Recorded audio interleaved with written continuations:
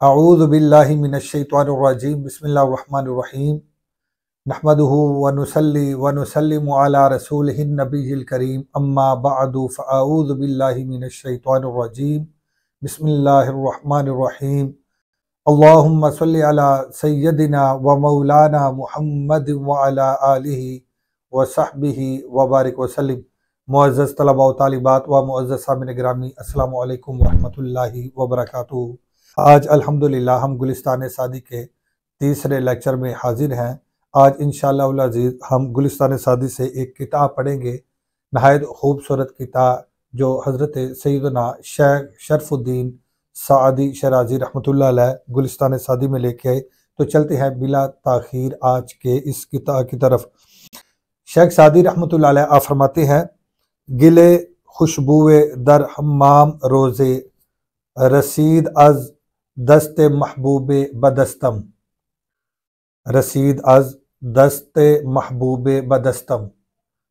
हुज़ूर सैयदना शेख शरफुद्दीन सादी शराजी रहमतुल्लाह अलैह फरमाते हैं कि एक दिन हम्माम में खुशबूदार मट्टी महबूब के हाथ से मेरे हाथ पहुंची। एक दिन हम्माम में खुशबूदार मट्टी महबूब के हाथ से मेरे हाथ पहुंची। तो जो से इस शेर को पहले समझ लें। अब फरमाते हैं गिले खुशबुए, गिले खुशबुए, गिल मट्टी को कहते हैं। गिले खुशबुए यानी खुशबूदार मट्टी।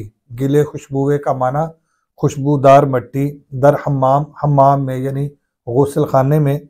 रोज़े एक रोज़ यानी एक दिन, एक दिन खुशबूदार मट्टी हम्माम में गुस्ल खाने में। रसीद पहुंची अज दस्ते महबूबे, महबूब के हाथ से। बदस्तम मेरे हाथ। एक दिन खुशबूदार मट्टी महबूब के हाथों से मेरे हाथ पहुंची।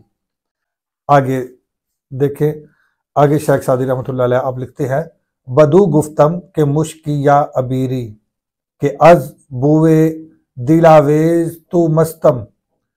बदू गुफ्तम के मुश्की या अबीरी के अज बुए दिलावेज तू मस्तम।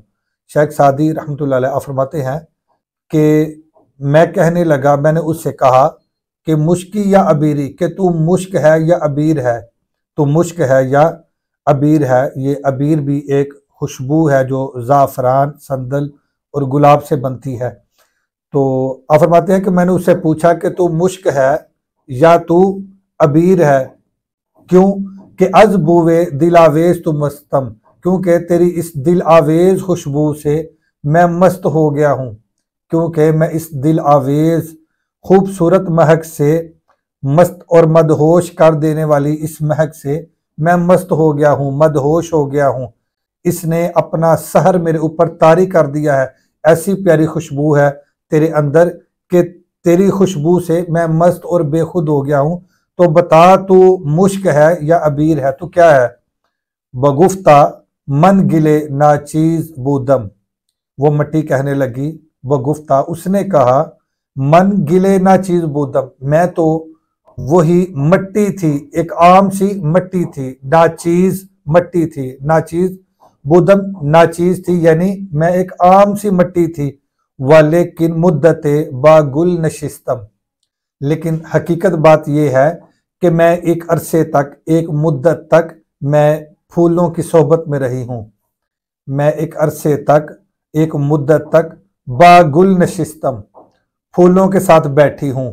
फूलों की मैंने संगत इख्तियार की है, फूलों की मैंने मजलिस इख्तियार की है, उनकी सोहबत इख्तियार की है, उनकी कुर्बत इख्तियार की है।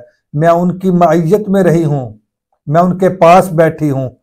व लेकिन मुद्दते बागुल नशिस्तम, लेकिन एक मुद्दत तक, एक अरसे तक या एक मखसूस वक़्त तक मैं फूलों की सोहबत में रही हूँ। जमाले हम नशी दर मन असर करद, मेरे हम नशी के जमाल ने मुझ में असर कर दिया है। चूँकि मैं उसकी सोहबत में रही हूँ, फूलों की संगत में, सोहबत में, उनकी मजलिस में रही हूँ, उनकी मईयत में रही हूँ, तो बस मेरे उस हम नशी के जमाल ने मेरे ऊपर असर किया है, मेरे मन में असर किया है। जमाले हम नशी दर मन असर कर, मेरे मन में मेरे हम नशी ने असर किया है। यानी मेरे अंदर मेरे हम नशीन ने, मेरे हम मजलिस ने अपना असर किया है, उसका असर मेरे अंदर मेरे ऊपर वारिद हुआ है। वगरना मन हुमा खाकम के हस्तम, वगरना मैं तो आम सी खाक थी जो कि मैं हूं, वरना मैं तो आम सी एक खाक थी, आम सी मट्टी थी जो कि मैं हूं। तो इस किताब में शेख सादी रहमतुल्लाह अलैह फरमाते हैं कि असल बात यह है कि बंदा जैसी सोहबत इख्तियार करता है, सोहबत इख्तियार करने वाले पर उसका असर होता है, सोहबत इख्तियार करने वाले पर उसका रंग जरूर चढ़ता है। अगर कोई बुरे लोगों की मजलिस में रहेगा, ला महला उसके अंदर उनकी बुराइयां सरायत करेंगी। तो इसी तरह अगर कोई अच्छे लोगों की मजलिस में बैठेगा, सूफिया की मजलिस में बैठेगा, नेक और पारसा लोगों की मजलिस में बैठेगा, अहले इल्म लोगों की मजलिस में बैठेगा, तो बिलाशुबा उनकी अच्छाई उसके अंदर सरायत करेगी, वो असर अंदाज होगी।